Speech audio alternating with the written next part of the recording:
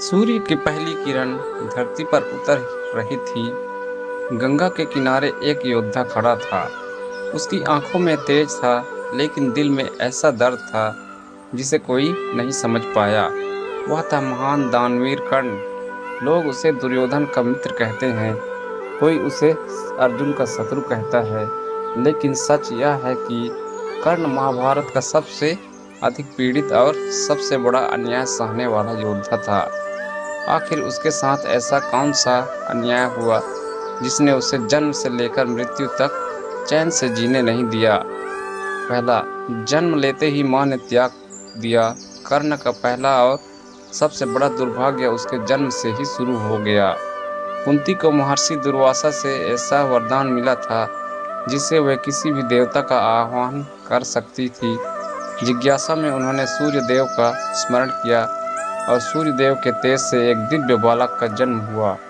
उस बालक के शरीर पर जन्मजात कवच और कुंडल थे, लेकिन समाज के डर से कुंती ने उस मासूम शिशु को एक टोकरी में रखकर नदी में बहा दिया।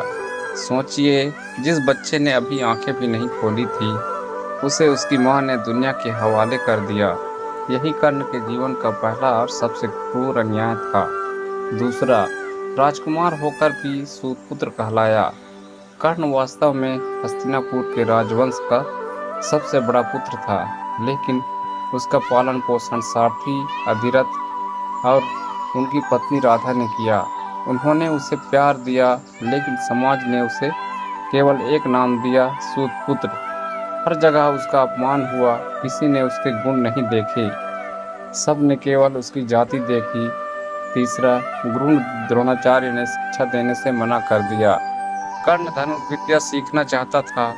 वह अर्जुन जैसा नहीं, उससे भी बड़ा योद्धा बनना चाहता था, लेकिन जब वह गुरु द्रोणाचार्य के पास पहुंचा तो द्रोणाचार्य ने कहा, मैं राजकुमारों को शिक्षा देता हूँ, किसी सूतपुत्र को नहीं। उस दिन कर्ण का दिल टूट गया। योग्यता होने के बाद भी उसे अवसर नहीं मिला। चौथा, परशुराम का श्राप। कर्ण ने हार नहीं मानी। वह भगवान परशुराम के पास गया और स्वयं को ब्राह्मण बताकर शिक्षा प्राप्त की। वर्षों तक कठिन तपस्या और सेवा के बाद परशुराम ने उसे दिव्य अस्त्रों का ज्ञान दिया। एक दिन परशुराम उसकी गोद में सो रहे थे, तभी एक विषैला कीड़ा कर्ण की जांघ में घुस गया। खून बहता रहा। दर्द असहनीय था, लेकिन गुरु की नींद न टूटे, इसलिए कर्ण बिल्कुल नहीं हिला। जब परशुराम जागे तो समझ गए कि इतना कष्ट केवल कोई क्षत्रिय ही सह सकता है। उन्होंने क्रोधित होकर श्राप दिया, जिस समय तुम्हें इस विद्या की सबसे अधिक आवश्यकता होगी, उसी समय तुम सब भूल जाओगे। कर्ण निर्दोष था, उसने गुरु की सेवा की थी, फिर भी उसे श्राप मिला। पांचवा, प्रतियोगिता में सबसे बड़ा अपमान। जब अर्जुन ने अपने कौशल का प्रदर्शन किया, तब कर्ण ने उसे बेहतर प्रदर्शन कर दिया। पूरा मैदान स्तब्ध रह गया, लेकिन तभी कृपाचार्य ने पूछा, पहले अपना कुल बताओ। कर्ण चुप रहा, क्योंकि उसे अपने असली जन्म का पता ही नहीं था। लोगों ने उसका मजाक उड़ाया, उसे सूतपुत्र कहकर प्रतियोगिता से बाहर करने की कोशिश की गई। उस दिन उसके सम्मान की हत्या कर दी गई। छठवां, दुर्योधन ने सम्मान दिया।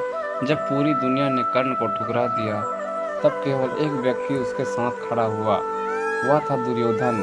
उसने उसी क्षण कर्ण को अंग देश का राजा बना दिया। पहली बार किसी ने कर्ण को उसकी योग्यता के आधार पर सम्मान दिया।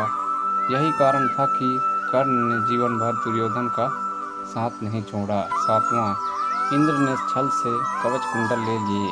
कर्ण की सबसे बड़ी शक्ति उसके जन्मजात कवच और कुंडल थे। देवराज इंद्र जानते थे कि इन्हीं के कारण अर्जुन कर्ण को नहीं हरा पाएगा। उन्होंने ब्राह्मण का वेश धारण किया, दान मांगा। कर्ण सब समझ गया, फिर भी उसने बिना एक पल सोचे अपना कवच और कुंडल काटकर दान कर दिए। उसका पूरा शरीर रक्त से भर गया, लेकिन उसके चेहरे पर मुस्कान थी। यही था दानवीर कर्ण। आठवां, माँ कुंती फिर आई। युद्ध शुरू होने से पहले कुंती कर्ण के पास आई। उन्होंने कहा, तुम मेरे सबसे बड़े पुत्र हो। कर्ण मुस्कुरा दिया, फिर बोला, माँ, जब मुझे आपकी सबसे अधिक आवश्यकता थी, तब आप कहाँ थी? यह प्रश्न आज भी इतिहास के सबसे दर्दनाक प्रश्नों में गिना जाता है। कर्ण ने मां को सम्मान दिया, लेकिन अपना वचन नहीं तोड़ा। 9वां, युद्ध में भी भाग्य ने साथ नहीं दिया। महाभारत के युद्ध में एक एक करके सारे श्राप सच होने लगे। रथ का पहिया धरती में धंस गया। परशुराम का श्राप प्रभावी हो गया। उसे दिव्य अस्त्र याद नहीं आए। वह निहत्था था। उसने अर्जुन से कहा, धर्म के अनुसार पहले मुझे रथ निकालने दो।